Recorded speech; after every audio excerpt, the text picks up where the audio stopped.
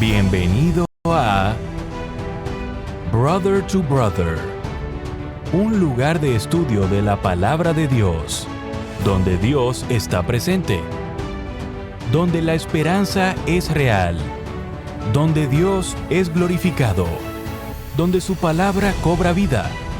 Escuela sabática, reflexiones, estudios bíblicos y más. Gracias por estar aquí.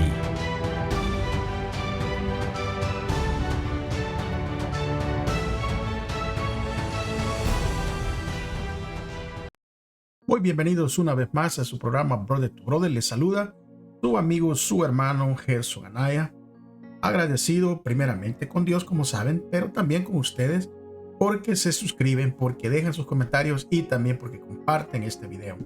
Bueno, amigos, antes de comenzar, podemos orar juntos para invocar la presencia de nuestro Dios, pero también les recuerdo que es necesario tener su Biblia, su lección y también algo con que tomar notas. Me acompañan reverentemente, por favor.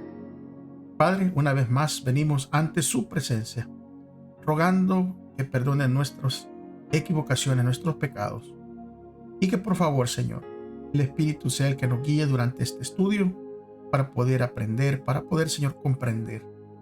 Gracias, Padre, por la oportunidad que nos da de llegar a través de esta plataforma hasta diferentes lugares. Bendiga a mis amigos, mis hermanos, ahí donde se encuentren, los que vamos a estudiar, Señor, este tema que es de suma importancia. En sus manos nos ponemos, en el nombre de Jesús. Amén. Bien, amigos, cuando nosotros llegamos a algún lugar, cuando esperamos algo, creo que ese algo es ese sentimiento de esperar eso, ese sentimiento de que hay algo mejor, nosotros le conocemos como una esperanza. Y el título está ahí arriba, dice motivados por la esperanza. Y yo creo que va a ser un tema muy importante para que nosotros lo podamos analizar y podamos estudiarlo y podamos sacar toda la riqueza que tiene la palabra de Dios para seguir motivados por la esperanza. Antes de proseguir, vamos entonces a poder leer allí en el libro de Isaías, en el capítulo 25 y el versículo 9. Todos juntos lo vamos a leer, hermanos, así que acompáñenme, por favor.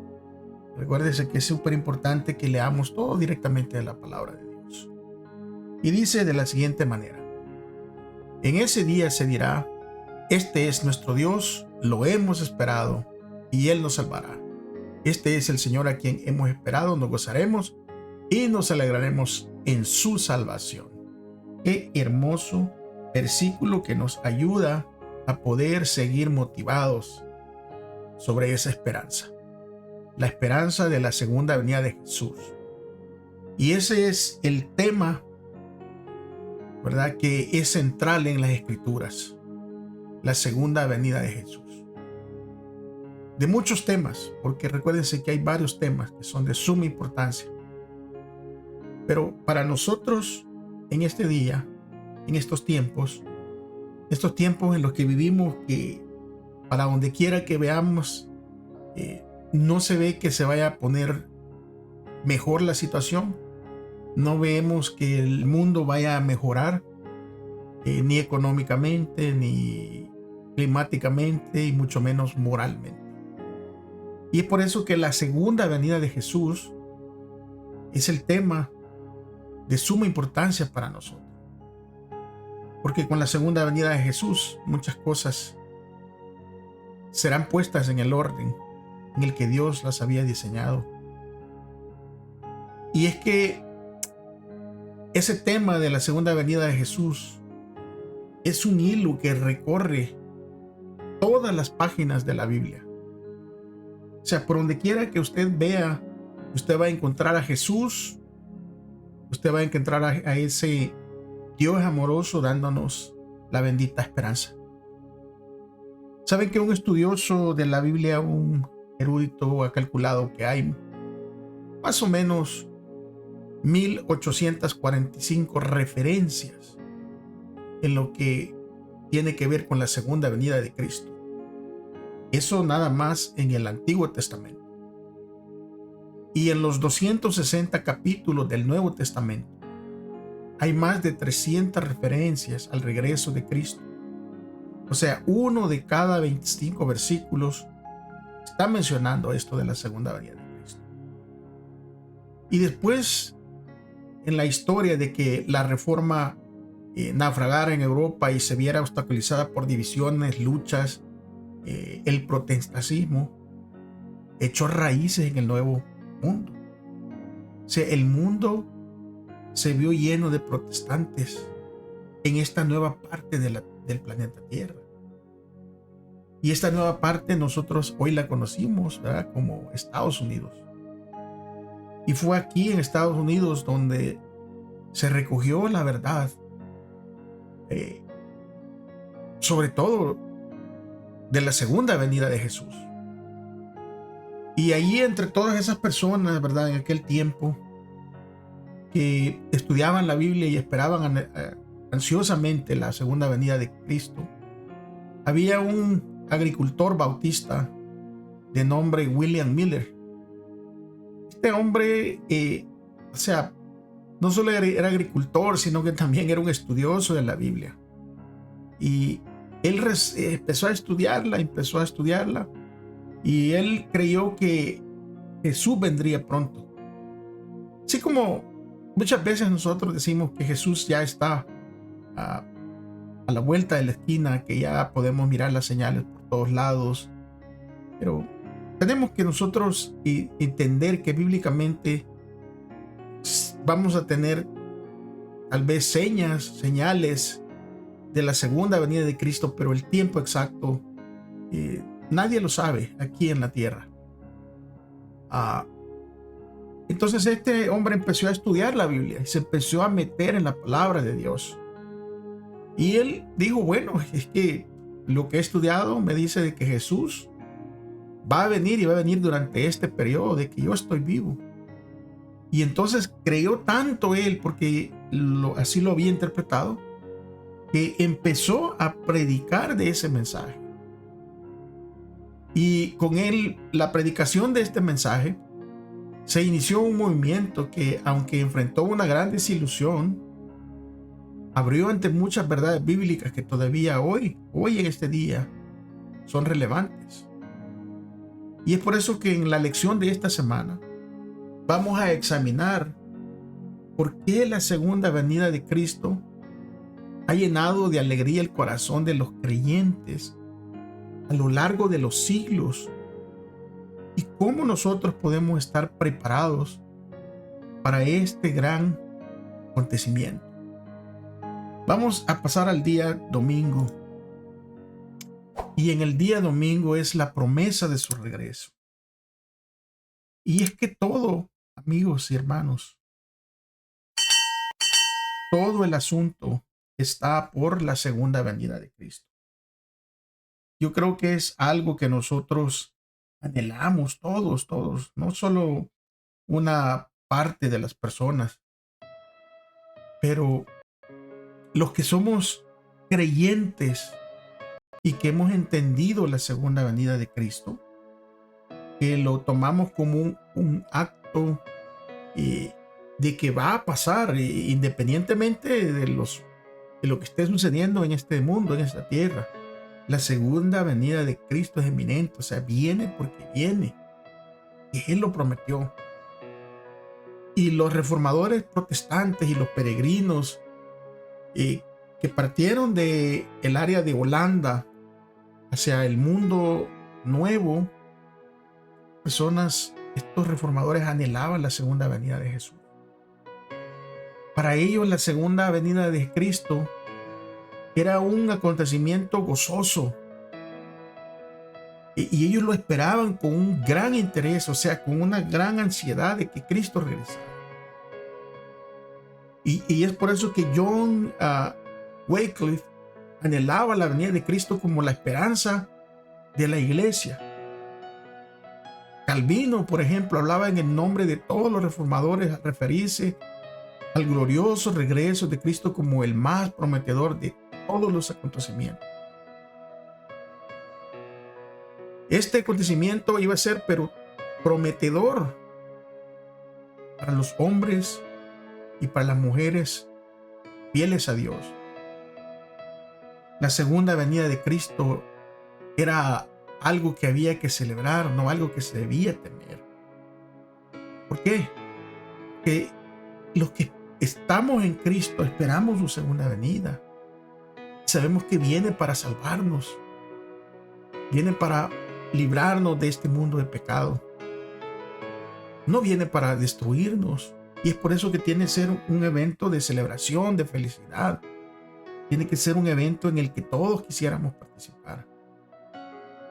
Pero ¿por qué los siguientes pasajes bíblicos de Juan 14, del 1 al 3, Primera de Tesalonicenses 4, 13 al 18 y Tito capítulo 2, 11 al 14, ofrecen tanta esperanza a nosotros los cristianos y ofrecieron tanta esperanza a los cristianos a lo largo de los siglos, a lo largo de la historia? ¿Qué les parece si leemos esos capítulos? Empezando por Juan 14, capítulo 14, versículo 1 al versículo 3. Es una lectura bien conocida y que es muy bonita abrazarla y creerla de la manera que Dios inspiró al escritor para que la dejara para nuestro deleite. Mire lo que dice Juan 14, 1 al 3. No se turbe vuestro corazón. Creer en Dios, creed también en mí. En la casa de mi Padre muchas moradas hay. Si así no fuera, yo les hubiera dicho, voy pues a preparar lugar para que vosotros. Y si me fuera y os preparare el lugar, vendré otra vez y os tomaré a mí mismo, para que donde yo estoy, vosotros también estéis. Qué hermosa promesa de Dios. Primera de Tesalonicenses 4, 13 al 18. Aquí los tesalonicenses, hermanos, estaban ya muriendo, varios de los que habían estado en la época de Jesús. Ya muchos de ellos estaban envejeciendo y muriendo y estaban preocupados porque habían malinterpretado la segunda venida de Jesús, que Jesús iba a regresar en su época. Y entonces empezaron unos a preocuparse, ¿verdad? Y a cuestionarse, bueno, ¿dónde está la promesa de que Él iba a regresar? Y entonces el apóstol les escribe en 1 Tesalonicenses 4, versículos 13 y 18, les explica para dejarlos con una esperanza. Versículo 13 dice, tampoco queremos, hermanos, que ignoréis acerca de los que duermen, para que no os entristezcáis como los otros que no tienen esperanza. Porque si creemos que Jesús murió y resucitó, así también traerá Dios con Jesús los que en él durmieron. Por lo cual os decimos esto en palabra del Señor, que nosotros que vivimos, que habremos quedado hasta la venida del Señor, no precederemos a los que durmieron. Porque el Señor mismo, con voz de mando, con voz de arcángel y con trompeta de Dios, descenderá del cielo, y los muertos en Cristo resucitarán primero. Luego, nosotros los que vivimos, los que hayamos quedado, seremos arrebatados juntamente con ellos en las nubes para recibir al Señor en el aire, y así estaremos siempre con el Señor. El versículo 18 les dice a los hermanos, el apóstol, por tanto, alentaos los unos a los otros con estas palabras. Y esas mismas palabras nos tienen que servir a nosotros de aliento. Que es difícil a veces porque vemos que el tiempo está pasando y que nuestros seres queridos duermen en el Señor y nos duele la separación. Pero ¿saben qué? Dios ha prometido regresar a nosotros. Y aquellos que han descansado en el Señor tendrán el privilegio de ser los primeros. Y las personas que estén vivas les seguirán para ir y estar con el Señor. Tito capítulo 2, versículo 11 al versículo 14.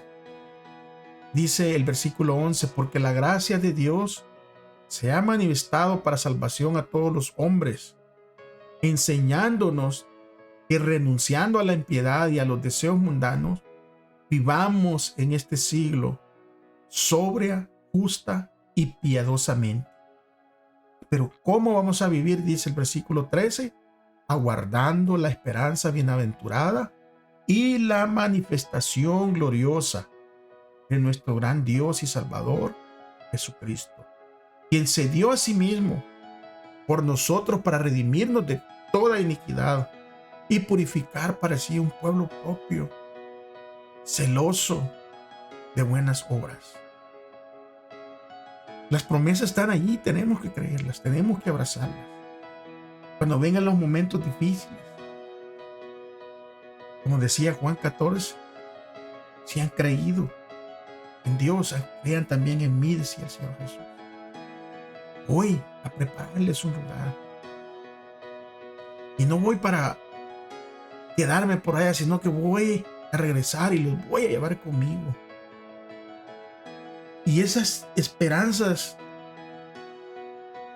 fue lo que mantuvo a todas estas personas en los momentos súper difíciles. Es que es fácil entender por qué la creencia en la segunda venida de Cristo ha traído tanta esperanza y alegría a los cristianos que creemos en la Biblia. Porque este acontecimiento señala el fin de la enfermedad, el fin del sufrimiento, el fin de la muerte. Anuncia todo el fin de la pobreza, el fin de la injusticia y la opresión.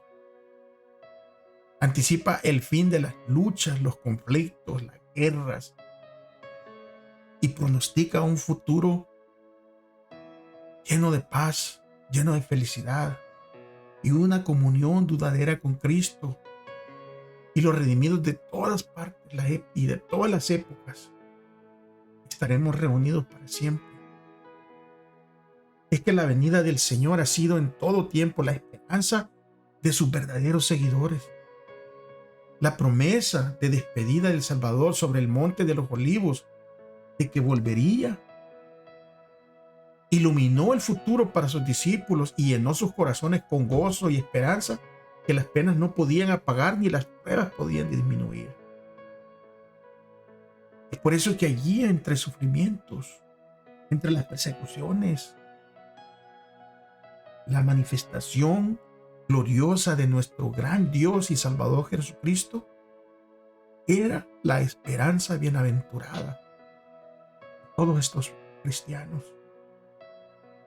Cuando los cristianos de Tesalónica, agobiados por el dolor, enterraban a sus seres queridos que habían esperado vivir hasta ser testigos de la venida del Señor, vino el apóstol Pablo, vino este maestro y les recordaba la resurrección que se verificaría cuando Jesús viniese. Porque Él les dice con mucha seguridad que entonces en ese día los muertos en Cristo resucitarían y juntamente con los vivos serían arrebatados para recibir a Cristo en el aire. Y terminó diciendo, y así estaremos siempre con el Señor. Consolados pues los unos a los otros con estas promesas, con estas palabras. Y la pregunta es, ¿por qué la segunda venida es tan importante para nosotros, para nuestra fe hoy en día? Especialmente cuando sabemos que los muertos duermen. ¿Y por qué esta esperanza, esta enseñanza adquiere tanta importancia? Porque si no hubiera una esperanza de la segunda venida, ¿por qué estaríamos luchando día a día? ¿Por qué estaríamos anhelando que Dios regrese. Así como Pablo dijo, ¿verdad? Él mismo dijo, ¿por qué estaríamos en una situación totalmente desesperada si no hubiera esa esperanza de la segunda venida de Cristo? Hay que aferrarnos a eso, porque vendrán momentos difíciles en la vida de cada uno de nosotros. Amigos y hermanos, en su vida, en mi vida, vendrán momentos difíciles si Cristo no ha regresado antes, en donde posiblemente tendremos que separarnos de nuestros seres queridos, sufrir, pero nuestra esperanza es la promesa de su regreso. El día lunes nos habla de la espera del tiempo, porque es que somos tan desesperados para esperar. Sabe que se hizo un experimento, ¿verdad? Con niños. Creo que ustedes ya tal vez lo hayan visto, pero rapidito les digo de esos niños que los sientan en un cuarto solitos y les dan 3 bombones malvaviscos y los ponen en la mesa y le dicen, si no te los comes, te vamos a dar muchos más de los que están ahí. Y hay unos niños que lo ven y lo tocan y a veces yo me recuerdo que había uno que toca el barbadisco y lo prueba desesperado porque lo quiere ya. Y vieron unos que nomás dio la vuelta la persona que estaba dando las indicaciones y se lo comieron. Pero vieron muchos que tuvieron esa fuerza de voluntad y fueron valientes y esperaron y recibieron más bombones. Bueno, ese es el anhelo con el que tenemos que vivir nosotros. Que este tiempo aquí en la tierra es corto.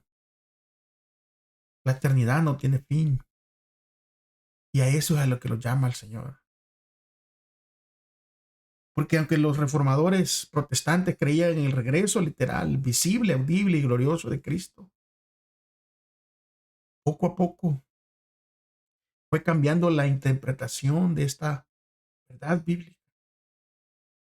Que la Escritura lo enseña, que Cristo va a regresar de una manera así, visible, audible. Y muchos predicadores populares del siglo XIX enseñaban que Cristo vendría para establecer su reino aquí en la tierra y dar paso a 1000 años de paz. Pero todo sería aquí en esta tierra. Y esto condujo a un letargo espiritual y un compromiso hepático con los valores espirituales. Y este letargo espiritual y este compromiso hepático con los valores espirituales se está repitiendo hoy en día. Mucha gente no quiere comprometerse con el Evangelio. Mucha gente vive el día a día como si nada sucediera, como si no estuvieran esperando algo o alguien. Cuando nosotros, por ejemplo, vamos a esperar a alguien en nuestro hogar, lo primero que se viene a nuestra mente es arreglarlo, ¿verdad? Limpiarlo, recogerlo. Si tenemos por ahí cosas tiradas, mal puestas, que adornarlo, que se vea bonito. Si va a ser una persona de esas personas importantes que va a llegar a nuestro hogar, tratamos de acomodar todo en su lugar. De la misma manera, hay que salir de ese letargo y arreglar nuestras vidas, arreglar nuestros corazones, porque estamos esperando esa segunda venida de Cristo. Y tenemos que meter eso en nuestra mente, que esto es verdadero. Esto no es un cuento. Y aunque estos predicadores del siglo XIX malinterpretaron ciertas partes, no era nuevo, porque les pasó a los mismos discípulos. Los mismos discípulos de Cristo malinterpretaron la naturaleza de la venida del Mesías. Es más, todo el pueblo de Israel malinterpretaron esa venida de Cristo. Creían que venía a hacer guerra, a echar a los romanos, o sea, a matarlos a todos, echarlos de allí, y allí iba a ser. Pero es que es por eso que es importante ¿verdad? Interpretar correctamente, porque los discípulos pensaron que Jesús vendría como un general, ¿verdad? Potente, victorioso, que va a romper el yugo de la servidumbre de Roma, y no como alguien que los libraría de la condena y las cadenas del pecado. Y es por eso que no entendieron cómo vendría. Pero vamos a la escritura para ver qué nos enseñan los siguientes versículos. Leeremos Hechos 1, 9 al 11, Apocalipsis 1, 7 y Mateo 24, capítulo 24, versículo 27, 30 y 31. Y vamos a ver acerca de la manera en que regresará nuestro Señor Jesús. Hechos capítulo 1, 9 al 11 dice, y habiendo dicho estas cosas, viéndolo ellos, fue alzado y le recibió una nube que le ocultó de sus ojos. Y estando ellos con los ojos puestos en el cielo, entre tanto que él se iba, he aquí que se pusieron junto a ellos dos varones con vestiduras blancas, los cuales también le dijeron, varones Galileos, ¿por qué están mirando al cielo? Este mismo Jesús que ha sido tomado de vosotros al cielo, así vendrá como le habéis visto ir al cielo. O sea, exactamente, de la misma manera. Un Dios visible, audible, vendrá en las nubes de los cielos. Apocalipsis capítulo 1, versículo 7. Dice, he aquí que viene con las nubes y todo ojo le verá, y los que le traspasaron y todos los linajes de la tierra harán lamentación por él. Sí, en. ¿Cuántos le van a ver? Todos. Mateo 24, versículo 27, 30 y 31 dice, porque como el relámpago que sale del oriente y se muestra hasta el occidente, así será también la venida del Hijo del Hombre. Entonces aparecerá la señal del Hijo del Hombre en el cielo, y entonces lamentarán todas las tribus de la tierra, y verán al Hijo del Hombre viniendo sobre las nubes del cielo con poder y gran gloria. Y enviará a sus ángeles con gran voz de trompeta, y juntarán a sus escogidos de los cuatro vientos, desde un extremo del cielo hasta el otro extremo. Hemos mirado aquí, nosotros podemos ver, hermanos, que la segunda venida de Cristo es un evento visual, audible. ¿Saben que cuando Cristo vino la primera vez, Él vino a esta tierra como un bebé? Nació en un pesebre allí en Belén. Pero muy pocos se dieron cuenta de su venida. Pero cuando venga por segunda vez, como hemos leído, todo ojo lo verá, todo oído oirá el toque de la trompeta de su regreso. Cada ser humano en la tierra contemplará su gloria. Y nosotros no debemos dejarnos engañar. Las escrituras han dejado sobradamente claros los acontecimientos que rodean su pronto regreso. Y una de las verdades más solemnes y gloriosas reveladas en la Biblia es esto, la segunda venida de Cristo, para completar la gran obra de la redención. Al pueblo peregrino de Dios que por tanto tiempo hubo de morar en y sombra de muerte, le es dada una valiosa esperanza inspiradora de alegría. Promesas de la venida del ser que es la resurrección y que es la vida, hacer volver a su pueblo desterrado casa. La doctrina del segundo advenimiento es verdaderamente la nota tónica de las sagradas escrituras. Desde el día en que la primera pareja se alejara sobradamente del Edén, los hijos de la fe han esperado la venida del prometido que había de aniquilar el poder del destructor y volver a llevarnos a ese paraíso perdido. Uno de los primeros líderes adventistas, Luther Warren, solía decir a los jóvenes: la única manera de estar preparados para la venida de Cristo es prepararse y mantenerse preparados. El mensaje del pronto regreso de Cristo es un llamado urgente a cada uno de nosotros. Cada uno tiene que examinar su corazón y cada uno tiene que evaluar su vida espiritual. Y esto es un llamado a vivir de manera piadosa. No puede haber una neutralidad ante la luz resplandeciente de la gloria del regreso de Cristo. Nosotros tenemos que vivir una vida correcta. Mire, ¿cómo nos van a animar los siguientes versículos en cuanto a cómo vendrá Cristo?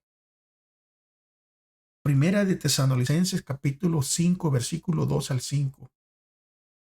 Dice de la siguiente manera: porque vosotros sabéis perfectamente que el día del Señor vendrá así como ladrón en la noche, que cuando digan paz y seguridad, entonces vendrá sobre ellos destrucción repentina, como los dolores a la mujer encinta, y no escaparán.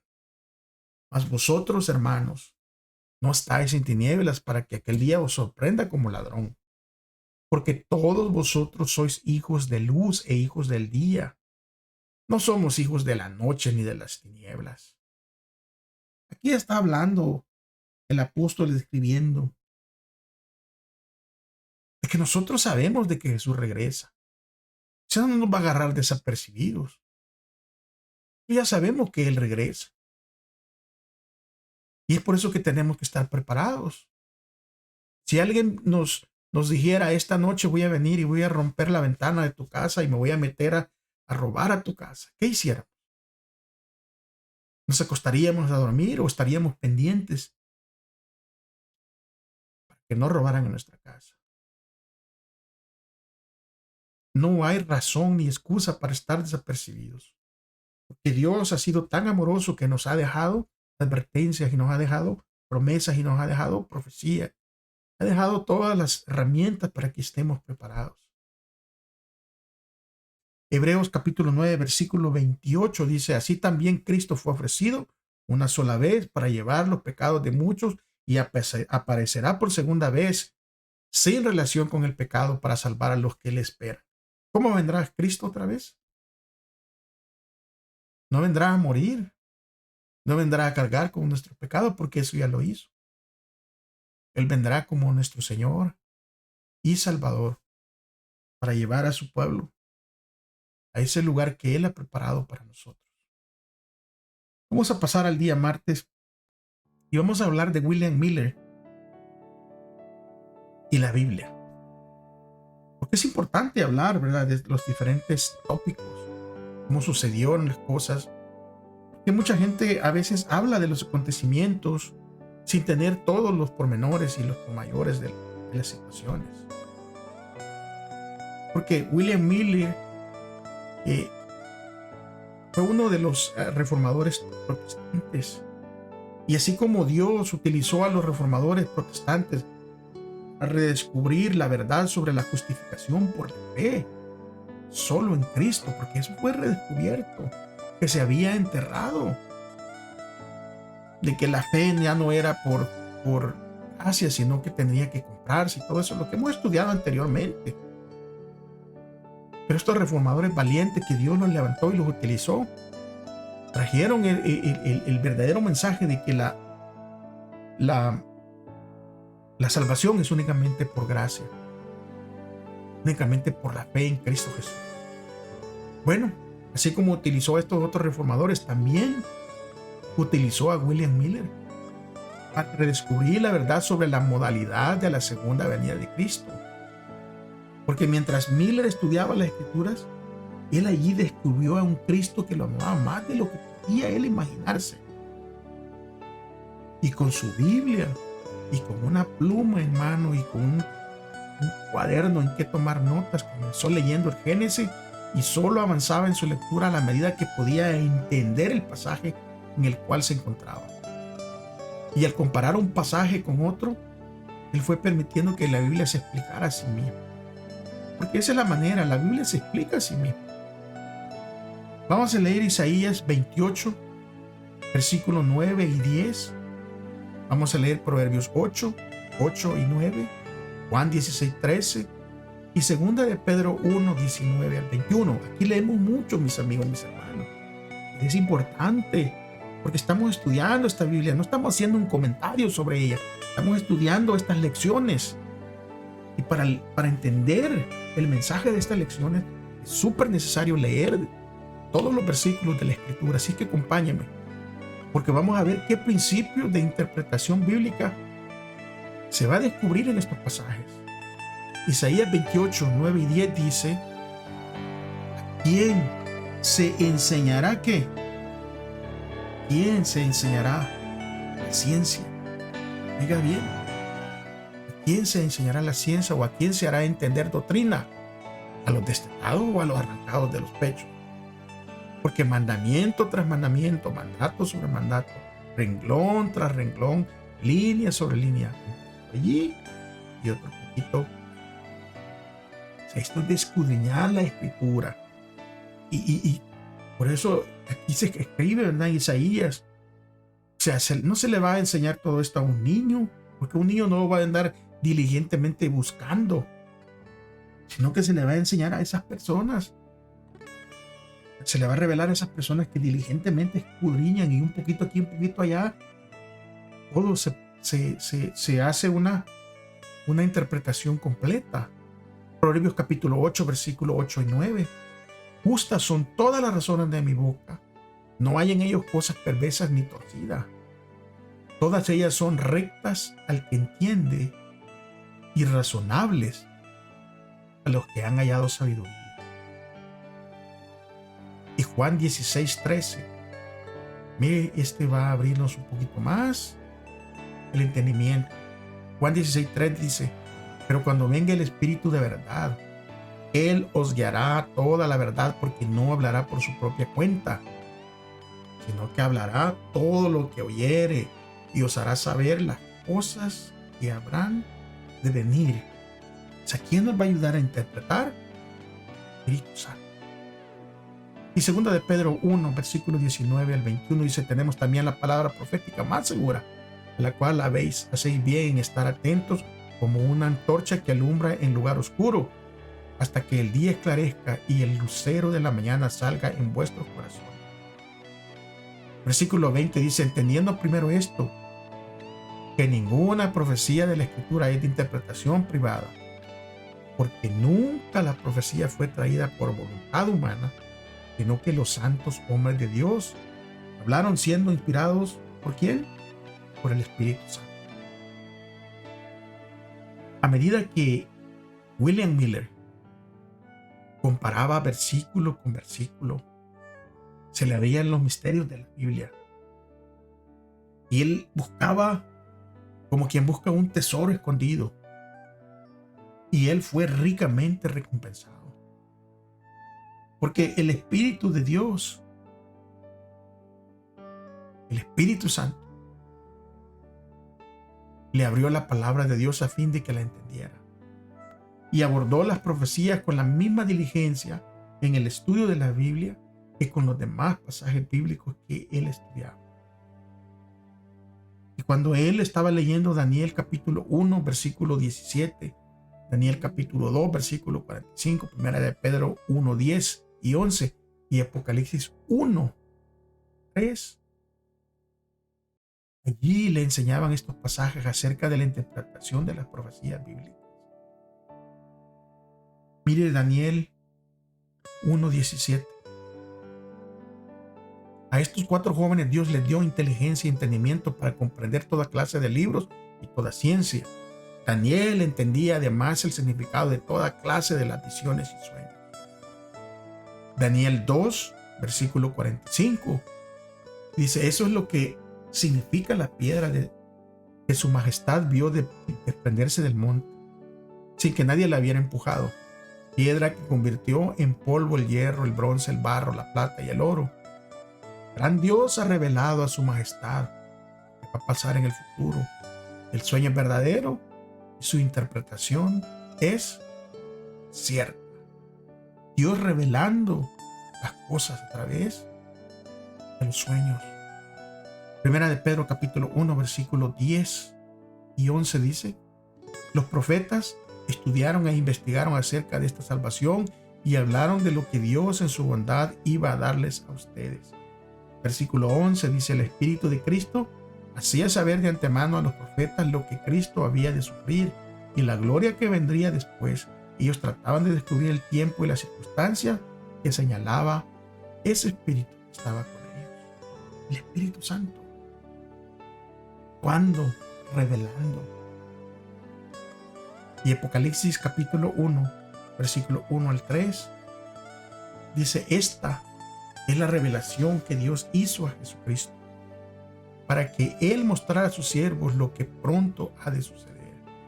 Jesucristo lo ha dado a conocer enviando su ángel a su siervo Juan, el cual ha dicho la verdad de todo lo que vio y es testigo del mensaje de Dios confirmado por Jesucristo.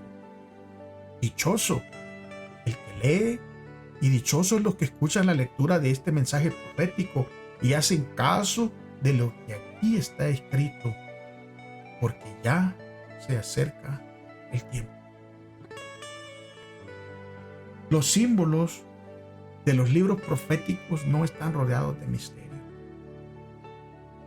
porque hay un Dios amoroso que nos ha dado su palabra profética con el fin de prepararnos para los acontecimientos culminantes que pronto tendrán lugar en este mundo. Y William Miller, él comprendió claramente que la mejor manera de entender las profecías era permitir que éstas se interpretaran a sí mismas.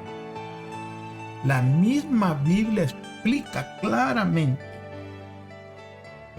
los símbolos proféticos. Por ejemplo, las bestias representan reyes o reinos, según Daniel 7, 17 y versículo 23. El viento representa destrucción. El agua representa pueblos o naciones. La mujer representa a la iglesia. Las profecías temporales de Daniel y Apocalipsis también se dan en el lenguaje simbólico, en el que un día profético representa a un año literal. Y eso ya lo hemos leído y lo hemos estudiado en Números 14:34 y en Ezequiel 4:6. Es por eso que cuando William Miller aplicó estos principios de interpretación bíblica, quedó sorprendido con su descubrimiento respecto de lo que él creía que era el momento del regreso de Cristo. Ahora, ¿por qué es tan importante para nuestra fe el entender correctamente el simbolismo profético? Es importante para no equivocarnos. Es importante para tener la certeza. Vamos a ver en este momento una de las profecías, ¿verdad? Que es larga, que se encuentra por ahí en el libro de Daniel. Vamos a ir al día miércoles, que es donde nos habla de eso. Los 2300 días de Daniel, del capítulo 8 y versículo 14. Y es que William Miller observó que los acontecimientos predichos por los profetas se cumplieron con precisión. O sea, los 400 años de los descendientes de Abraham en Egipto era otra profecía. Los 40 años de peregrinación de Israel por el desierto. Los 70 años de cautiverio de Israel y las 70 semanas determinadas para Israel en el libro de Daniel. O sea, todo eso se había cumplido al pie de la letra. Ahora, ¿qué nos dicen los siguientes versículos sobre el calendario de Dios? Hablando sobre el primer advenimiento. Versículo 15 del capítulo 1 de Marcos decía: ya se cumplió el plazo señalado y el reino de Dios está cerca. Vuélvase a Dios y acepte con fe sus buenas noticias. O sea, hablando aquí en referencia sobre la primera venida de Jesús, cuando Jesús vino, cuando el Mesías llegó a la tierra. Y de eso está hablando en este momento. Mire lo que dice el capítulo 4 de Gálatas, versículo 4. Háblalo ahí conmigo, porfa. Capítulo 4, versículo 4 de Gálatas. Era otra profecía sobre el primer advenimiento de Cristo. Dice, pero cuando se cumplió el tiempo, Dios envió a su Hijo que nació de una mujer sometido a la ley de Moisés. Y fue exactamente como vino el Señor Jesús. Tal vino en el tiempo exacto, en el momento y el lugar correcto. Romanos capítulo 5, versículo 6 dice, pues cuando nosotros éramos incapaces de salvarnos, Cristo, a su debido tiempo, murió por los pecadores. O sea, ¿cuándo? A su debido tiempo. Y a medida que Miller estudiaba las profecías comparando un pasaje con otro, él llegó a la conclusión de que si Dios tenía un calendario divino de principio a fin en la Biblia, ¿quién debería de tener un calendario divino en cuanto a la segunda venida de nuestro Señor Jesús? En Daniel capítulo 8, versículo 14, se ve un acontecimiento que debía ocurrir al final de los 2300 días. Y la respuesta fue que hasta 2300 y mañanas, después de eso, el santuario sería purificado. Y fue esto lo que William Miller aceptó, esta creencia popular de que la purificación del santuario era la purificación de esta tierra mediante el fuego. Sé que él confundió el lugar, porque sí, el santuario tenía que ser purificado al final de esa fecha, pero no era el santuario esta tierra. Pero él interpretó eso, que la purificación del santuario era la purificación de esta tierra mediante fuego. Y él estudió diligentemente las escrituras para comprender un acontecimiento de tan, de una importancia grande. Y él, estudiando, descubrió la conexión entre Daniel 8 y Daniel 9. En Daniel 8, el ángel recibió instrucciones de enseñar la visión a este hombre, o sea, a Daniel, ¿verdad? En Daniel 8:16. Y al final del capítulo, la única parte de toda la visión de Daniel 8 que quedaba sin explicar era la de los 2300 días. Y más adelante el ángel regresó y le dijo a Daniel, ahora he venido para darte sabiduría y entendimiento, ahí en Daniel 9:22. Esto era para ayudarlo, dar a Daniel a entender la profecía de los 2300 días. Y sabemos esto porque después de pedir a Daniel, entiende pues la palabra y entiende la visión, las primeras palabras del ángel fueron, 70 semanas están determinadas sobre tu pueblo, santa ciudad. Y en Daniel 9:24.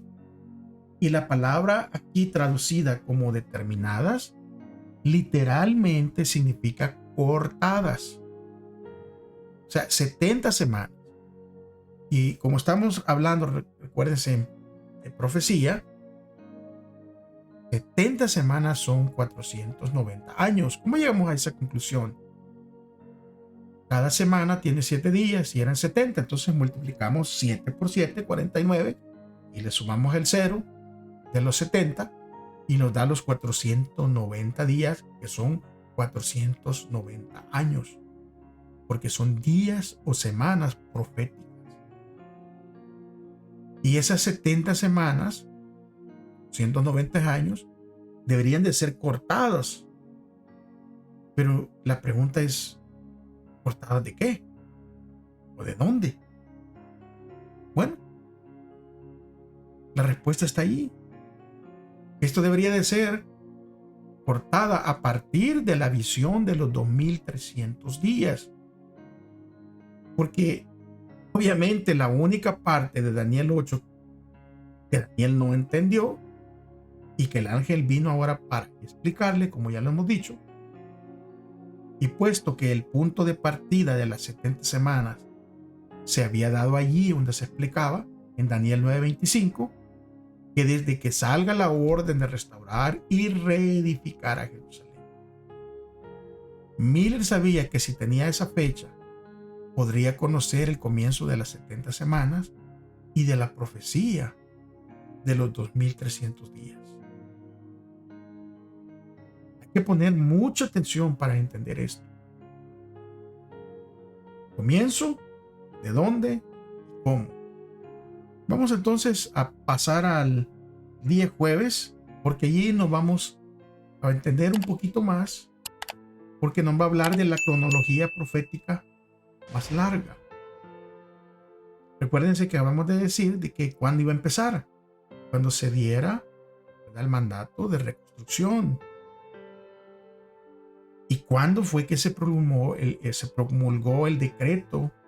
Ese decreto que le iba a permitir a los judíos cautivos, los que estaban cautivos allí en Persia, que salieran en libertad, pero iban a salir con un propósito. Iban a salir para reconstruir el templo. Esdras capítulo 7, versículos 7 al 13 nos va a explicar. Versículo 7 dice: a Jerusalén con un grupo de israelitas compuesto de sacerdotes, levitas, cantores, porteros, sirvientes del templo, en el 7º año del reinado de Artajerjes. ¿Cuándo? En el 7º año del reinado de Artajerjes. Contando Esdras con la bondadosa ayuda de Dios, inició el regreso de Babilonia el día primero del mes primero del 7º año del reinado de Artajerjes, y llegó a Jerusalén el día primero del mes quinto de ese mismo año. ¿Cuándo llegó? ¿Verdad? El día primero del mes quinto de ese mismo año.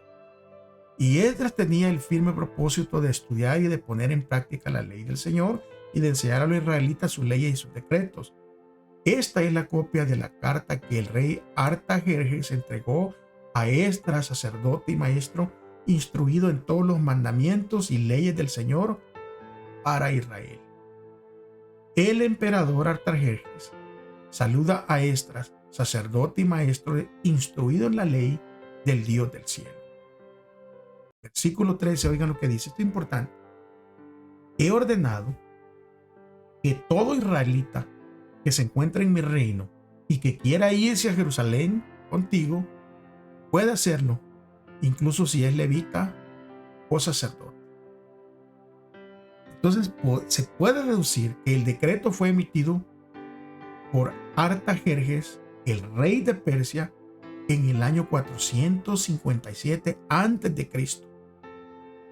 Este decreto fue el último de 3 decretos para permitir que los judíos regresaran a reconstruir Jerusalén y restaurar los servicios de adoración en el templo del Señor. Y este tercer decreto es el más completo y marcó el comienzo de la profecía de los 2300 días, que son años, porque estamos hablando de días proféticos.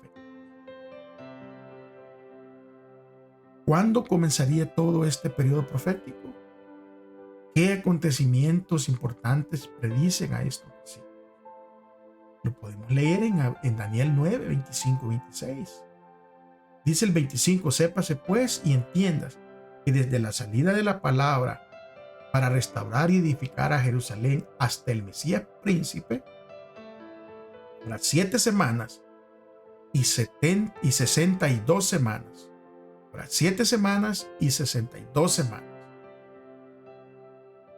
Tornaráse a edificar la plaza y el muro en tiempos angustiosos.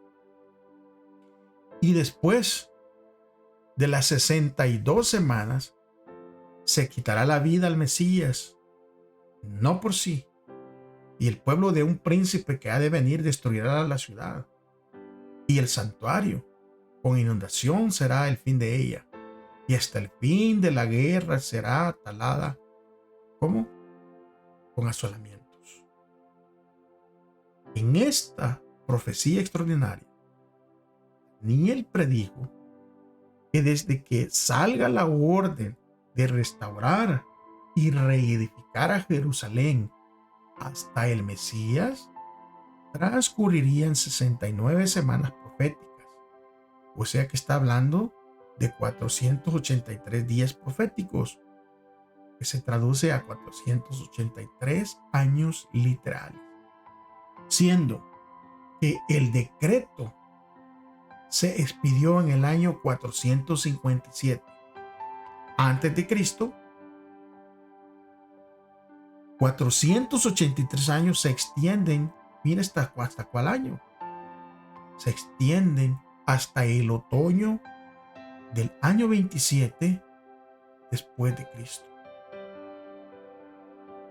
Y la palabra que se utilizó allí, Mesías, eso significa el ungido. Y en el otoño del 27 después de Cristo, Cristo se bautizó y recibió la unción del Espíritu. Después de su bautismo, Jesús fue a Galilea predicando el evangelio del reino de Dios. Decía, el tiempo se ha cumplido. Usted puede encontrar eso en Marcos 1, 14 y 15. El tiempo se ha cumplido. En la primavera del 31 después de Cristo, a mediados de esa última semana profética, recuerden que estamos hablando de semanas proféticas, o sea, 3 años y medio después de su bautismo, Jesús fue crucificado. Tal y exactamente como la profecía lo había dicho. En la crucificación de Cristo, con la muerte de Cristo, el sistema de ofrendas que señalaba hacia el Cordero de Dios terminó con el sacrificio de Cristo en el Calvario, con el verdadero Cordero de Dios que quita el pecado del mundo. O sea, el tipo del cual se había hablado mucho tiempo se había encontrado con el antitipo. Y finalmente todos los sacrificios y las ofrendas del sistema ceremonial cesaron. Y de por cierto, mis amigos, eso fue lo que justamente cesó con la muerte de Cristo. Todo el sistema de sacrificios, el sistema de ofrendas y todo el sistema ceremonial fueron los que fueron abolidos con la muerte de Cristo. No los 10 mandamientos, como muchos lo han interpretado. Porque la muerte de Cristo vino a quitar todos estos símbolos que apuntaban hacia Él. Y por eso es que cuando Él murió, se cumplió todo lo que se había dicho. Ahora, ¿cómo terminaría? Porque aquí es donde nosotros tenemos que poder entender cómo terminaría la profecía de las 70 semanas. Daniel 9:27 dice que por otra semana se confirmará el pacto con muchos. A la mitad de la semana hace ser el sacrificio y la ofrenda. Después, con la muchedumbre de las abominaciones, vendrá el desolador hasta que venga la consumación. Lo que está determinado se derrame sobre el desolador. Mitad de semana, como se había dicho, Cristo muere y Él quita todo esos el sistema de sacrificio y ofrenda. Ahora, las 70 semanas o los 490 años, acuérdense que estamos hablando de 70 semanas. La semana tiene 7 días, 70, como ya les expliqué, 7 por 7, 49, se toma el 0 del 70 y eso nos da 490 años. Eso fueron especialmente asignadas a los judíos y terminaron esas semanas. Les habían cortado. Terminaron en el año 34 después de Cristo, cuando el pueblo judío, cuando el Sanedrín rechazó el mensaje evangélico. Eso lo pueden leer ahí después más tarde en el capítulo 6 del libro de Hechos, del 6:8 hasta el 7:60 en el libro de Hechos. Ahora, para que vayamos entendiendo, si restamos los 490 años, y es donde muchas veces nos confundimos, ¿verdad? Porque son muchos números, pero qué atención. Si restamos estos 490 años que habían sido asignados para los judíos, para el pueblo de Israel, si restamos los 490 años de la profecía de los 2300 años, el resto que queda son 1810 años para esa conclusión de la profecía. Esto exactamente nos lleva a 1844 después de Cristo. Y William Miller y los primeros adventistas creían que el santuario de Daniel 8:14 era la tierra, y supusieron que Cristo vendría a purificar la tierra con fuego en 1844. El santuario que tenía que ser purificado no era la tierra, era el santuario celestial. Y ahí estuvo el error. Pero de todo eso, nosotros sabemos que salió algo bueno. Porque hubo un revivimiento espiritual, la gente buscó de Dios. Y se volvieron más a estudiar la palabra de Dios. Y pudieron rescatar muchas de las cosas que se habían perdido durante el tiempo. Y en el futuro, en estas lecciones, seguiremos estudiando sobre cosas y eventos que Dios permite. Y así como los discípulos se equivocaron al principio, así como todo el pueblo de Israel se había equivocado, así como todos los dirigentes del pueblo de Israel se habían equivocado esperando a un general que viniera a hacer combate con guerra con todos los romanos. No se equivocaron en que vendría, sino que ellos se equivocaron en la manera en que iba a venir y cómo iba a venir. Porque Cristo sí llegó, pero llegó como alguien que no iba a hacer guerra contra los romanos, sino que vino a hacer guerra contra el pecado.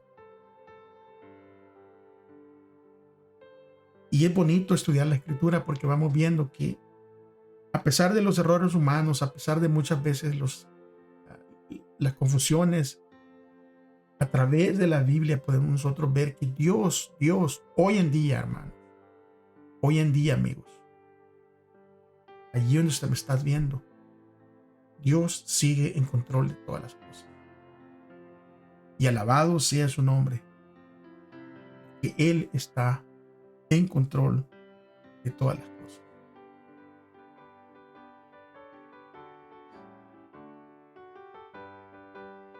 Y saben que, así como los primeros discípulos, Guillermo Miller y sus colaboradores no comprendieron ellos mismos enteramente la importancia del mensaje que presentaban, porque sí que habían errores. Y los errores que desde hace largo tiempo se habían establecido en la iglesia les impidieron a ellos arribar a una correcta interpretación de un punto importante de la profecía.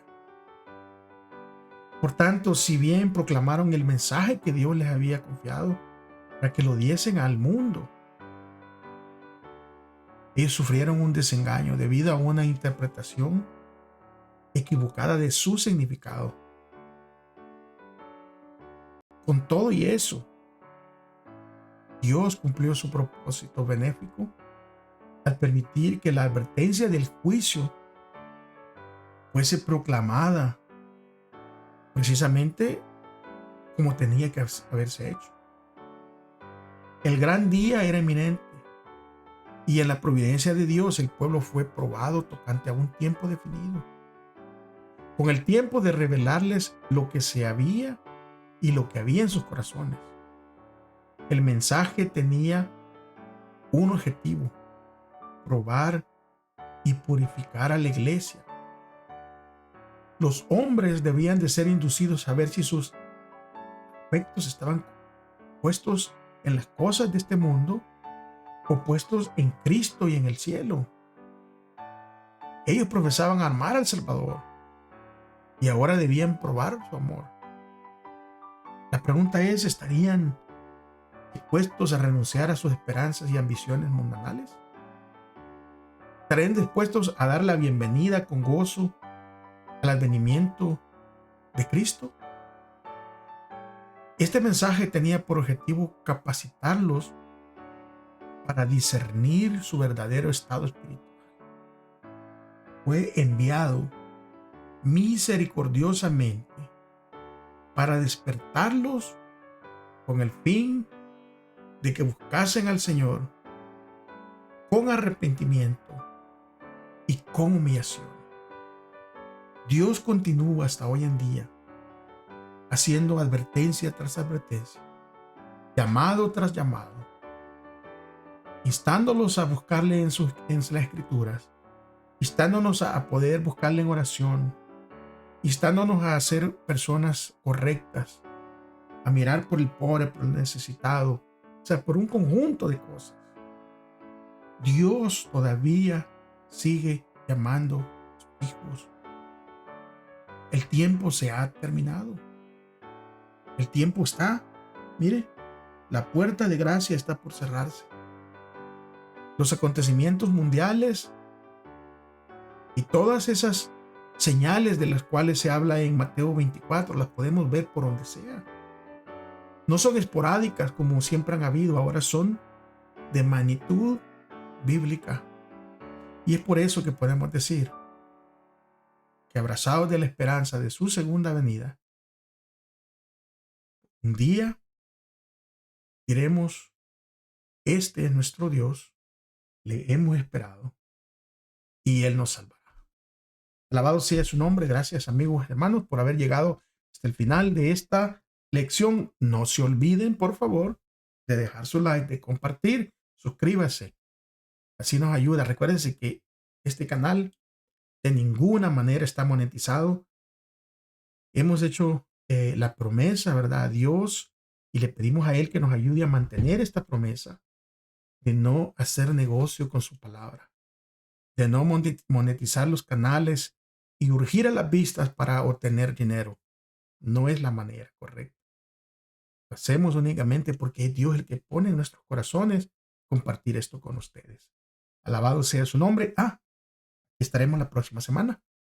Si Dios lo permite, si no ha regresado, estaremos a la misma hora, en el mismo canal. Acuérdese de compartir. Si ama a Dios, acuérdese, ame a su prójimo. Muchas bendiciones. Cuídense. Hasta la próxima.